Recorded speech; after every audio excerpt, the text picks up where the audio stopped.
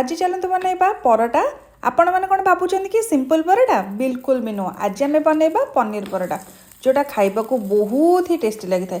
पनीर परोटा साधारणतः समस्त को बढ़िया लगी था कारण यार टेस्ट बहुत भल थाए। आ जदि आपन किसी करी आइटम भी बने ना एटा ग्रीन चटनी रे खाइबा को मध्य बहुत बढ़िया लगे। So hello everyone, welcome to Bulbul soda kitchen. तो चलते स्टार्ट करबा आज रेसिपी। से फास्ट मु नहीं जाइए अटा, पनीर, पियाज आउ धनिया पत्र को कंचा लंका। बहुत सिंपल वे आज आम बनइबा, बहुत कम इंग्रेडिएंट रे बनइबा, बहुत जल्दी बन जाए, खाइबा को बहुत टेस्टी लगे। से फास्ट आम ये कौन करबा ना अटा चकड़ी देबा।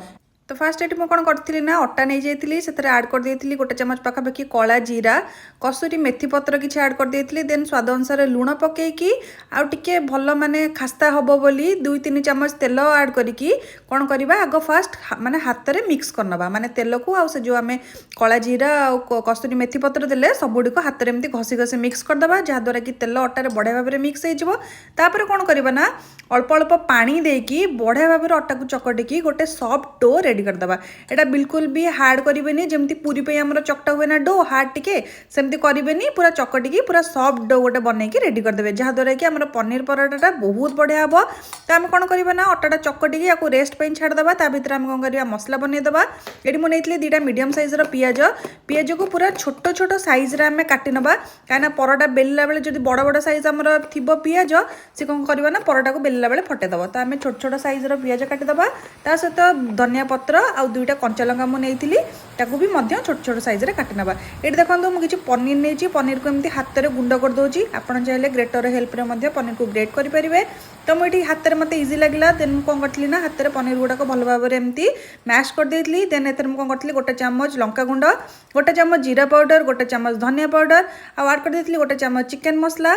देन स्वाद अनुसार लुण आड करदे। देन आम जो काटिक रखी धनिया पत्र कंचा लंका और पियाज देकी सबू गुड़िक भल भाव में पनीर सहित मिक्स करदे। माने मसला, पियाज, धनिया पत्र, लंका जहाँ भी आम आड कले सबू गुड़िक भल भाव में मिक्स करनबा। आपण मैंने देखुवे ए एक्सट्रा मसला मुझे भी आड करनी जो गुड़ाक घरे आवेलेबल थाए से मसला आम बनइबा आज पनीर परोटा।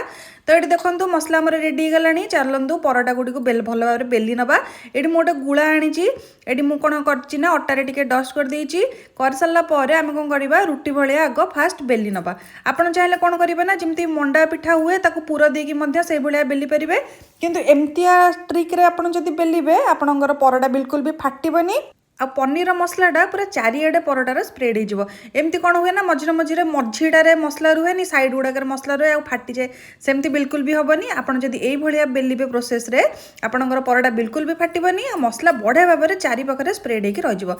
तो देखो मसला मझे देकी मुझे चारिपटू फोल्ड कर देती आमती दीपट साइड बेलिकी स्क्वायर साइज्र बेल देती। बेल सारापर आम कौन करवा परोटा को गोल्डन ब्राउन है पर्यंत दीपट साइड मीडियम फ्लेम रे सेकी नबा।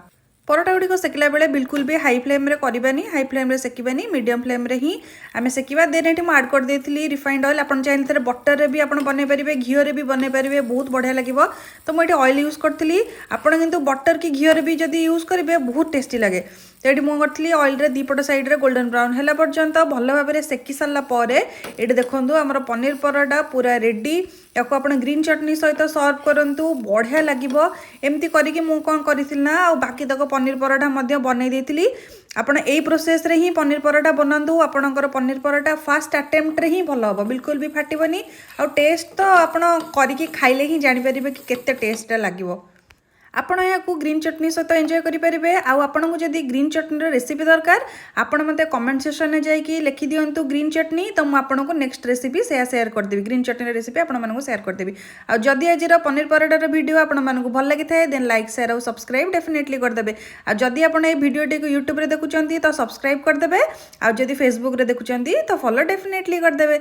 रहुची पुणी देखा नेक्स्ट वीडियो रे किछि नुआ रेसिपी सहित। Bye bye.